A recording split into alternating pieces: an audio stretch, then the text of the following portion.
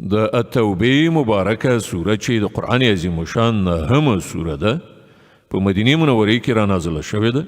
129 مبارک آیاتونه لري تلاوت او پښتو ترجمه یې له لومړي آیت څخه اورئ براءة من الله ورسوله إلى الذين عاهدتم من المشركين د براءت اعلان دی د الله او د هغه د پیغمبر لخوا هغو مشرکانو ته چې له هغو سره تاسې تړون کړی و فسيحوا في الأرض 4 أشهر واعلموا أنكم غير معجز الله وأن الله مخزي الكافرين نو تاسې د ځمکې پر سر 4 میاشتې نور وګرځئ او په دې پوه شئ چې تاسې د الله عاجزونکي نه یاست او دا چې الله د حق د منکرانو رسوا کوونکی دی وأذان من الله ورسوله إلى الناس يوم الحج الأكبر أن الله بريء من المشركين ورسوله فإن تبتم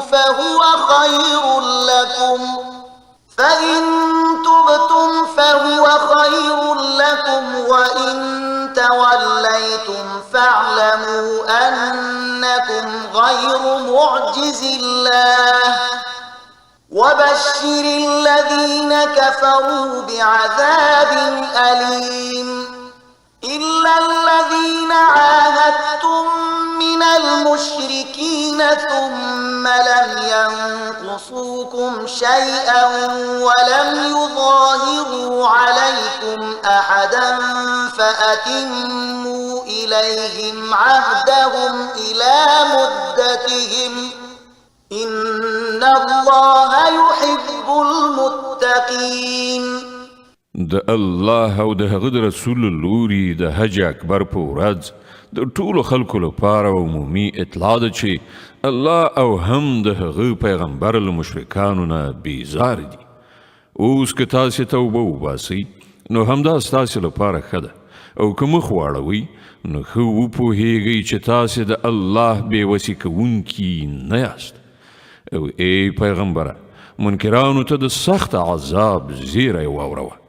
پرته له هغو مشرکانو نه چې له هغو سره تاسې تړونونه کړي دي او هغوی د خپل تړون په سرته رسولو کې له تاسې سره څه نیمګړتیا نه ده کړې او نه یې ستاسې په خلاف د چا ملاتړ کړی دی نو له داسې خلکو سره تاسې هم د تړون تر مودې پورې وفا وکړئ ځکه چې الله پرهیزګاران خوښوي فإذا انسلخ الأشهر الحرم فاقتلوا المشركين حيث وجدتموهم وخذوهم واحصروهم واقعدوا لهم كل مرصد فإن تابوا وأقاموا الصلاة وآتوا الزكاة فخلوا سبيلهم إن الله غفور رحيم نو کله چې حرام میاشتې تیرې شي نو مشرکان ووژنئ چیرته یې چې ومومئ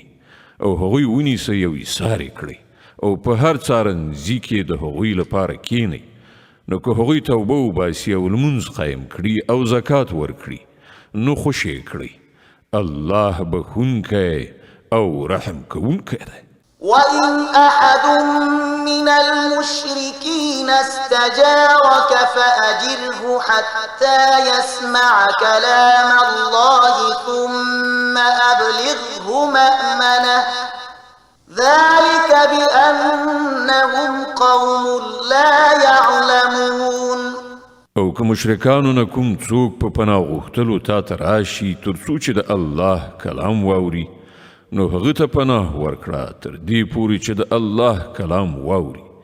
بیا هغه د هغه د امن تر ځایه ورسوه دا د دې لپاره باید وشي چې دوی علم نه لري صدق الله العظیم الله ستر رښتیا ویونکی دی